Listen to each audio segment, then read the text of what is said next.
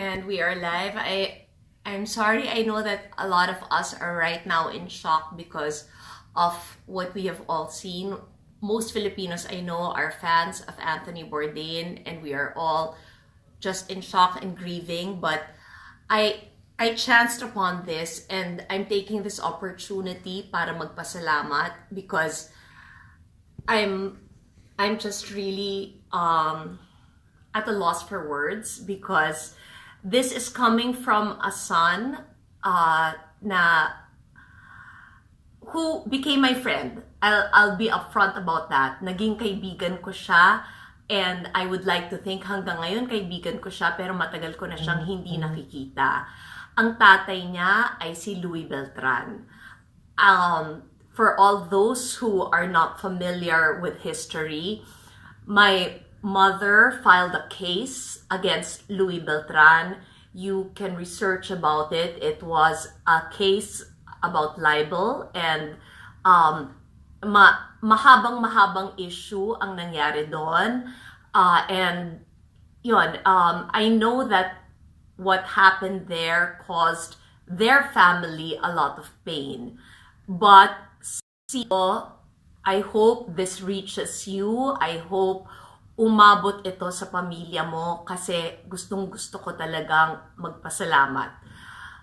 Babasahin ko the pertinent parts of his column that I read today in the Philippine Star, because this is, I think, what a true gentleman does. And I think this also is a reflection of what society is starting to feel. Ang titulo ng article niya was Kissing Scenes to Kissing Sins. We are distracted yet again on the first night that Kris Aquino called out Uson for dishonoring or disrespecting the memory of her father, the late Senator Ninoy Aquino. Most people I know kept mum, shrugged their shoulders, and said nothing. But after a couple more exchanges, it seems even the media is now homing in and trying their best to get Kris Aquino to speak out on various media platforms, including ours at Agenda on One News PH. So what changed, you might ask? Many of us already knew that the online catfight would generate viewership and public interest. But more than that, it was Uson's refusal to apologize for what people believe was truly wrong, and more importantly, because no less than the president through Secretary Bong Go had apologized for the slight or the injury caused by Uson's failed attempt to defend Duterte from critics of his Korean kissing scene. In any country or society, if your boss, your father, or leader apologized for your mistake, you must bow even lower than your boss. In Korea, a rich heiress has repeatedly bowed so low in public and before the media and apologized for her arrogance and excessive sense of entitlement. While we may not be into such public display of regret and repentance, people expected Uson to follow the example of her boss. And yet Uson belligerently refused to offer an apology, claiming, "This is not about you, Chrissy." Comparing the kissing scenes of Duterte and Aquino was one monumental mistake. On one frame, you have a man who has threatened or claims to have killed criminals and enemies of the state, while on the opposite frame, you have a law-abiding man who was killed by the martial law state. The kisses given to Ninoy in the plane were no gimmick. They were kisses given by brave admirers who thought nothing of the fact that under martial law, they themselves could suffer intimidation and persecution from the military then. The stolen kisses given to Senator Ninoy Aquino were given as an expression of true love and respect for someone who had spent years in military stockades and was about to die for the Filipino people. In fact, the comparison was simply unjustifiable. Anyone who studies the video might come to the conclusion that the only thing happening for Ninoy was that he was seeing his life pass before him just minutes before being murdered in plain sight. While most people may have written off Uson as the epitome of arrogance or the pasaway of Malacanang, let's not all get so easily distracted from one gimmick to the next. By today, the topic will be Chrissy versus Mocha and no longer about kissing sins. That in itself is why Mocha Uson is so indispensable to Malacanang and Digong Duterte. She is the ever-reliable lightning rod, always ready and willing to take any and all hits, verbal, electronic, personal, or political. She is not afraid because she stands secure and confident that the president will either come to her rescue or if need be, bail her out one way or another. Just like in boxing, the 1-2 combination of Duterte and Uson is highly effective in knocking out critics or distracting the public and their critics.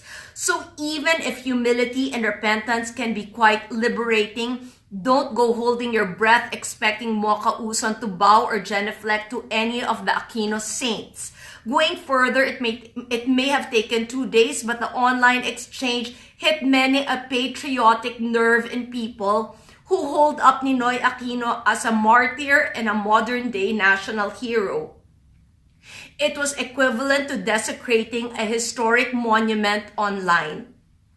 Over and above all, you don't drag the dead like Ninoy Aquino into the affairs of the living and then conduct yourself publicly with indifference and lack of humility, especially for a public official. That is probably one of the worst things you can do, to wake a sleeping tiger. Given the stream of mistakes, corruption issues against government appointees, as well as economic hardships that Filipinos are experiencing, officials of this administration ought to be careful about stirring things up.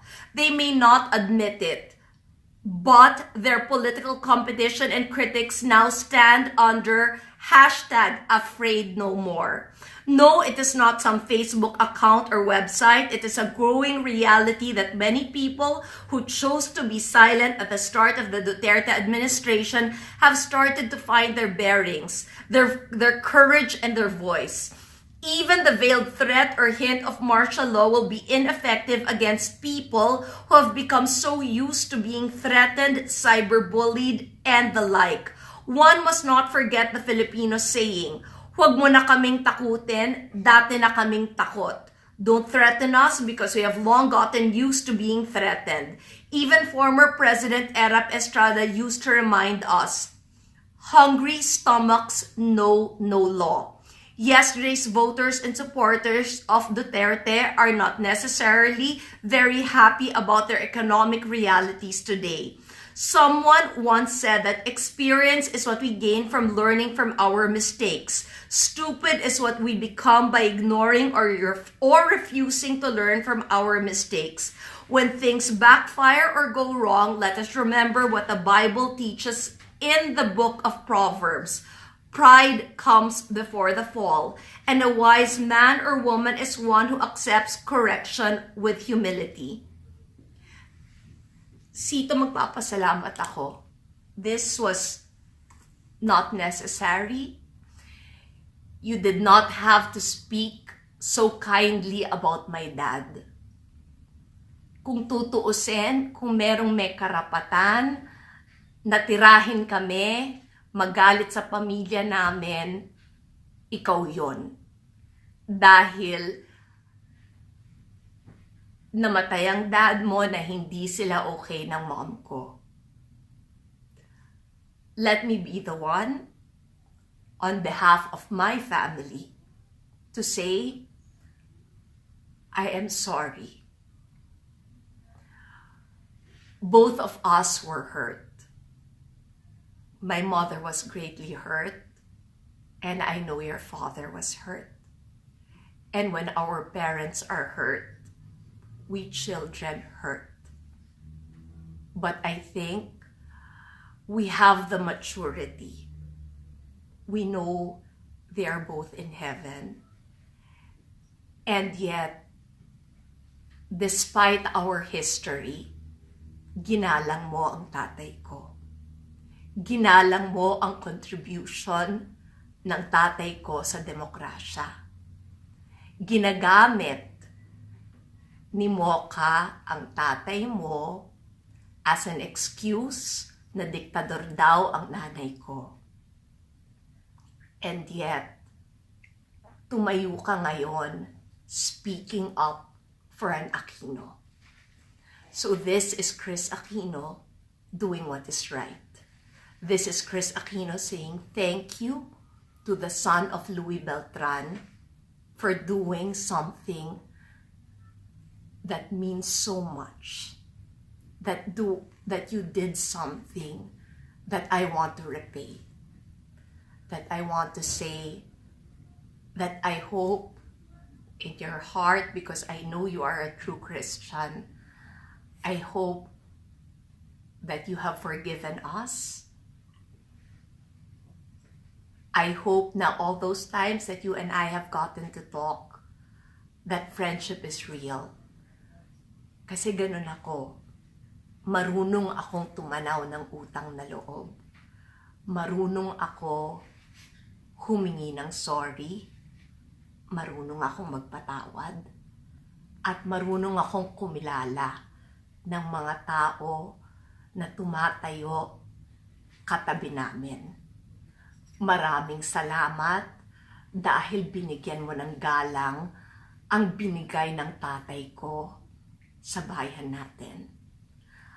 Ganun kasimple lang ang gusto kong mensaheng ipaabot. Cito, thank you. To your entire family, to the Beltran family, maraming salamat. Tumatayo ako bilang isang Aquino na nagpapasalamat sa mga Beltran. God bless you, and God bless our country. God bless everybody who wants the best for the Philippines. Good night po.